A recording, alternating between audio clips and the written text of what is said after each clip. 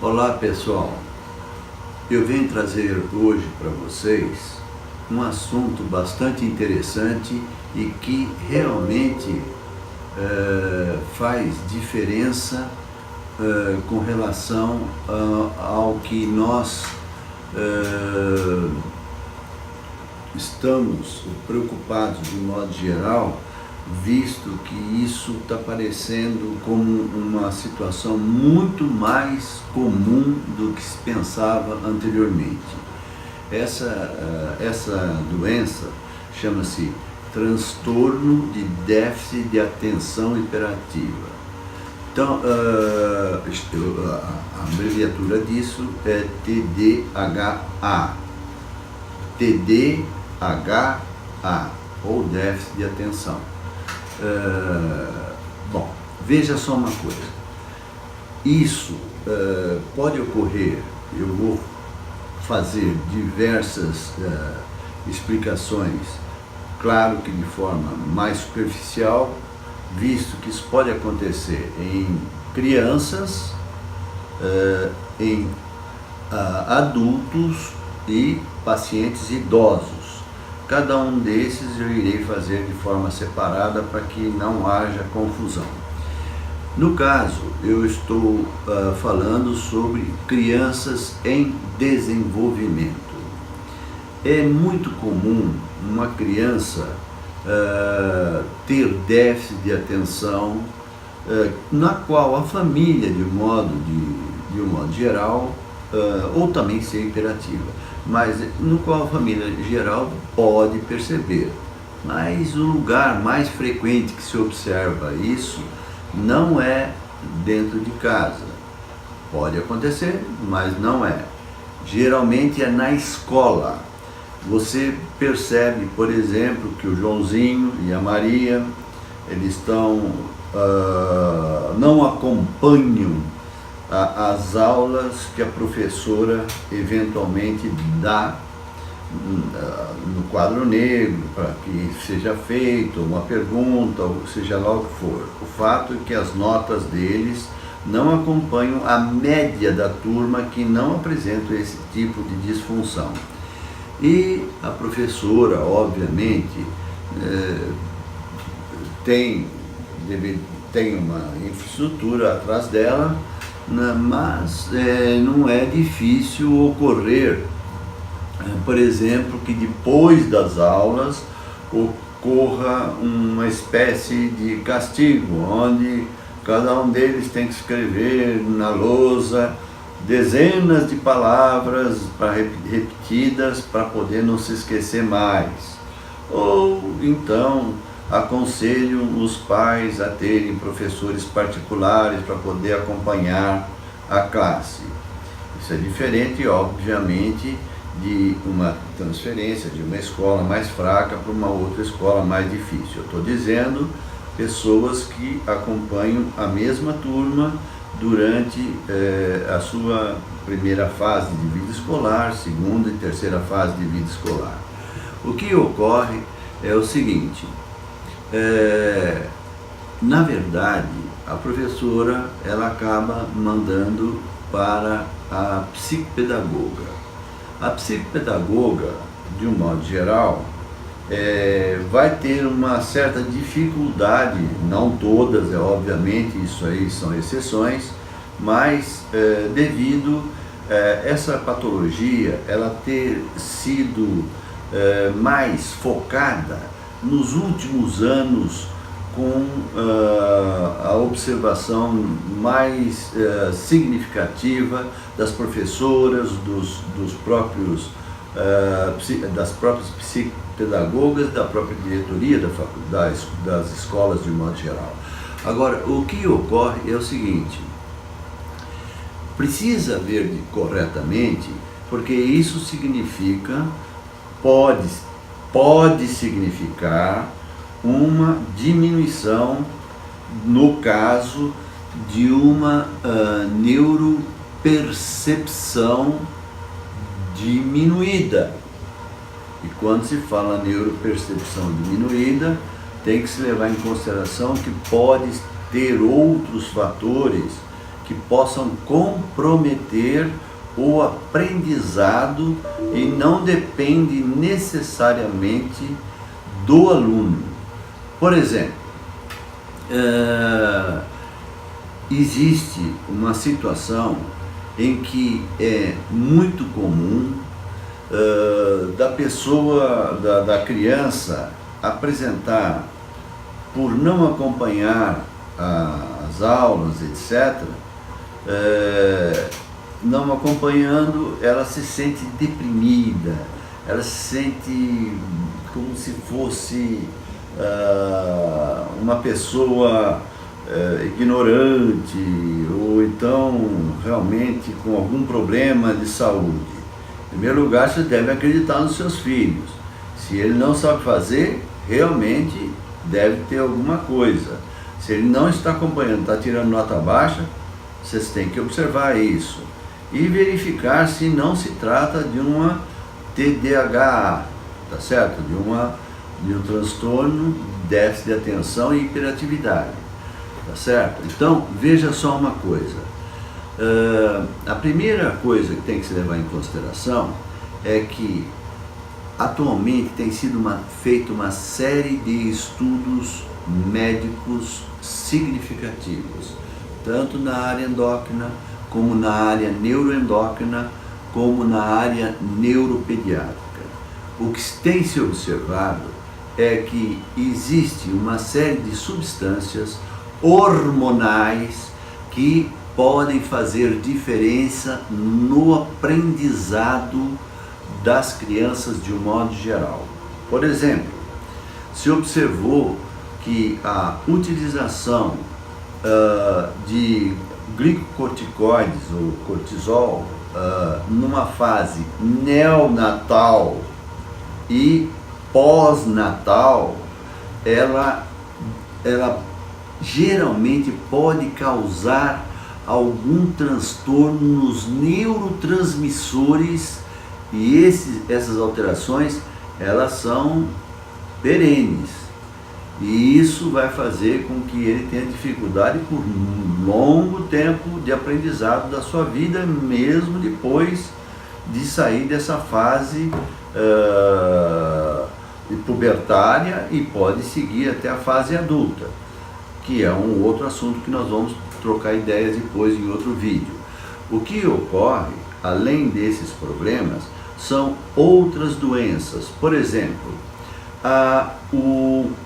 pode ocorrer uma diminuição do cortisol, que é um hormônio que poderia interferir no caso de estresse, onde aumenta o estresse, a diminuição dele.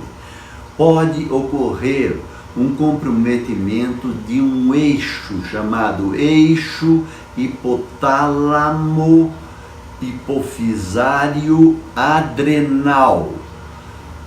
O hipotálamo, como vocês sabem, é uma região cerebral que é o computador central, que fabrica uma série de substâncias comandantes, e a hipófise é uma glândula que fabrica outra série de substâncias comandadas pelo hipotálamo e que vão ser transmitidas aos órgãos executores e que terão muita importância em todo o sistema nervoso central. Um outro detalhe são as adrenais.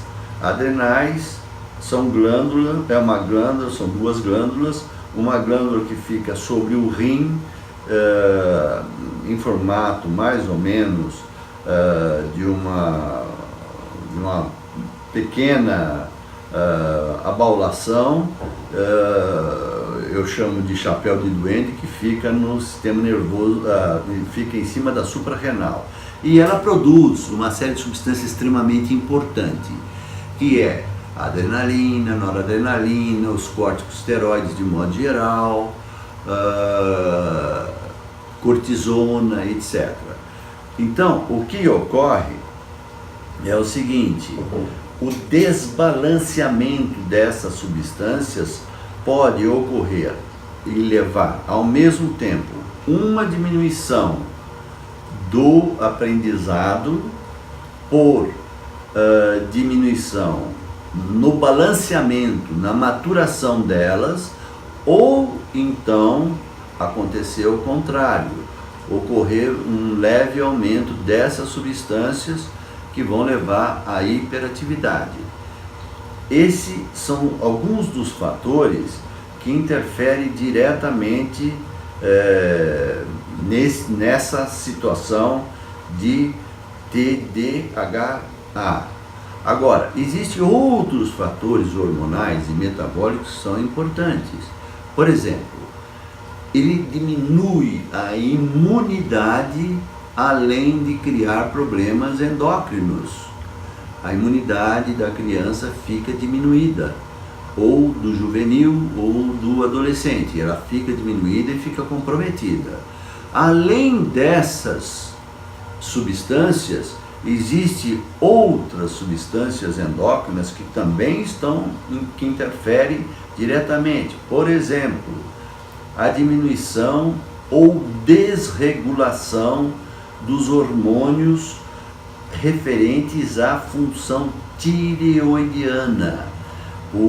Como se sabe, o hipotireoidismo ele leva a uma situação em que o indivíduo, de um modo geral, ele diminui o aprendizado, ele é uma pessoa depressiva, ele é uma pessoa quieta, tem dificuldade de aprendizado, diminui sensivelmente a parte cognitiva dela, e isso tudo vai afetar o aprendizado da criança infanto-juvenil. Uma série de outros detalhes é o estresse imunológico.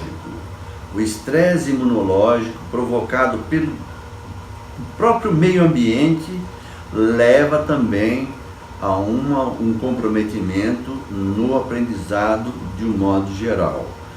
Nessas condições, nós como pais e mães e professores devemos analisar de forma muito precisa, e é uma situação que é tida apenas como se fosse um problema passageiro que uma professora particular resolveria, e não é verdade se por acaso tiver esse tipo de situação. E uma das provas mais claras disso é que as medicações utilizadas para melhorar o déficit de atenção e a hiperatividade, elas são substâncias que são noradrenérgicas e colinérgicas, e que essas substâncias estimulam a melhora da ligação dos axônios e, além dos axônios, da transmissão que existe entre um neurônio e outro, fazendo com que essas substâncias sejam mais eficientes e mais rápida no sentido de passar a informação e deixar a pessoa normal. Esse é o tipo do medicamento que é de uso crônico, ou seja, tem que ser tomado por muito tempo, mas isso é obrigatório ser acompanhado por médicos especialistas focados nesses detalhes, visto que são substâncias que, apesar de os efeitos colaterais serem muito pequenos, ou praticamente só apenas nos primeiros 15 dias, com uma leve náusea, que isso pode ser corrigido com medicamento comum que se dá para gestante, mas a sequência, isso não apresenta nenhum sintoma significativo e vai realmente transformar a vida do seu filho, do seu aluno, e vai acompanhar de forma assim importante na melhora, na condução de seus estudos de um modo geral. Mas, preste atenção, isso é só se for feito o diagnóstico correto de TDAH. Não se deve tomar o medicamento para pessoas que não têm TDAH. Ele tem um pequeno efeito colateral que ele pode fazer com que perca um pouquinho o peso, mas isso, além de ser fácil de compensar, ele chega num determinado momento, ele para esse efeito e normalmente depois a pessoa continua normalmente com o peso controlado, etc. E além disso, obviamente o médico que for tratar, ele vai tomar todos esses cuidados e realmente é uma substância muito significativa. Vocês não têm ideia a melhora intelectual, cognitiva que faz com que seus filhos comecem a apresentar a partir do momento que se corrija esse problema, que até muito pouco tempo nem era levado em consideração. Mas hoje a gente sabe que isso é um percentual que chega a 6% da população mundial. Isso não é pouca coisa em medicina. Se levar em torno de 5 a 6% da população mundial, isso significa que nós temos 5% de pessoas com problemas de aprendizado. E muitas vezes, veja só, é porque a escola não presta, é porque não tem professores adequados. Isso não é verdade. Entendeu? Porque, veja, se a pessoa é uma pessoa que entende e estude, não terá nenhum problema. Um outro problema é o seguinte: nós não estamos dizendo que, por exemplo, uma pessoa que tem falta de cognição até os 11 anos, quando existe o amadurecimento neurológico em que você percebe a abstração. Eu vou dar um exemplo ridículo, mas é isso. Você conta uma piada e ele entende o significado da piada. Ou você conta uma fábula e ele entende a fábula. Seguramente essas pessoas que apresentam TDAH, entendeu? Elas vão ter dificuldade de aprender esse tipo de situação, e que é muito comum nos seres humanos, principalmente nessa primeira fase de vida. E não se esqueça do que eu falei, ela pode ser alterações desde o intraútero, como por exemplo a utilização de glicocorticoides durante a fase gestacional e pós-natal. E isso vai comprometer o sistema nervoso central da criança e vai levar ela a apresentar um problema muito complexo e, na maioria dos casos, praticamente por toda a vida. Então, o certo é perguntar para o seu médico o que você está tomando, quando é lógico, tem situações que precisa tomar, eu entendo isso, entendeu? E sei que precisa tomar substâncias que o médico está dando, porque existe qualquer problema secundário na gestação e que isso é necessário, mas o médico sabe que vai dar uma dosagem mínima possível, levando em consideração todos esses fatores para o feto e não para a mãe. Um outro detalhe é o seguinte: isso leva também facilita também a própria diabetes, entendeu? E isso, um outro detalhe, a disfunção tireoidiana também leva à obesidade. E um outro detalhe, isso também dificulta o crescimento por causa da quantidade de cortisol utilizada. Então vocês vão ter um feto pequeno um pós-natal de uma criança pequena e vão ter um adolescente, juvenil, criança, também pequeno, baixa estatura. Isso tudo, veja, quando se fala em baixa estatura, eu não estou dizendo que não tem que se levar em consideração a genética. Tem que se levar em consideração a genética, e a genética é importante. Mas leve sempre em consideração, sempre se for possível, anote tudo que ele tomou durante a vida, para quando for procurar um profissional, endocrinologista ou neuroendocrinologista, ele tenha condições de saber o que é que ele tem que fazer, o que ele tem que corrigir, ao fazer o exame clínico, laboratorial e instrumental, de forma precisa, segura e importante. Algumas das vezes é prevenível e raramente não é prevenível. Vocês têm que só entender que se trata de uma doença que é extremamente prolongada ou possivelmente crônica durante a vida do ser humano. É mais ou menos isso que eu gostaria. Esse trabalho, eu fiz um blog a respeito disso, onde um trabalho científico, onde está muito mais explicado e mais delineado, se vocês tiverem interesse em saber mais detalhe. Eu dividi em 3 partes. Nessa eu estou explicando sobre criança, infanto, juvenil e adolescente e pré-púberto.